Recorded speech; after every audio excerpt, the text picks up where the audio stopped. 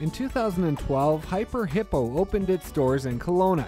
The new game developer employed a similar approach to others in the industry, focusing on the development of a small number of games, hoping to create something that would strike a chord with gamers when complete.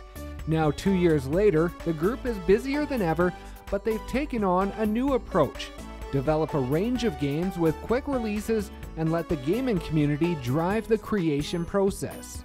Traditionally, you could look at game development and it could take months and many years even before you even see something that you can play and get in front of an audience. And so at Hippo, what we want to do is really just rapidly prototype games and get them in front of people as soon as possible and just get them as many games as possible. I wouldn't land on yellow. I think yellow is too soft. Yeah, okay, cool. It was just the realization that we need to start following where the success is. And the only way to do that is to get something out as soon as possible in front of an audience and see how they respond to it.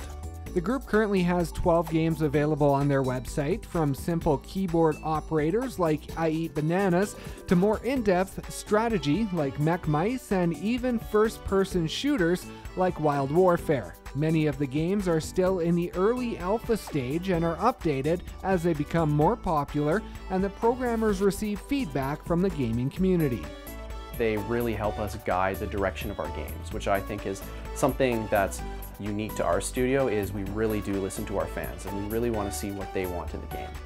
One of the games the company hopes will catch on is Wild Warfare. It's a first-person shooter that allows gamers to battle it out in an arena, playing as one of the many animal mercenaries.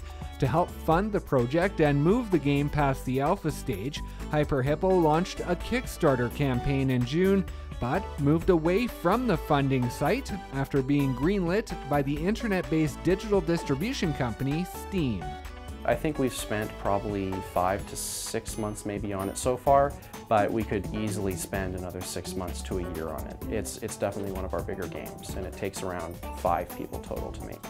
With a fun team concept around the office, ideas for new games are continuously flowing as they welcome any and all ideas that can be dreamed up.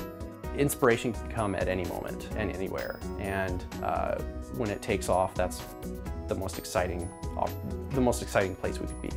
With around 3 games in development, 10 in the alpha tracking stage, and a bank of prototypes, the company is looking forward to the future and continuing to offer gamers something new and fresh as often as possible.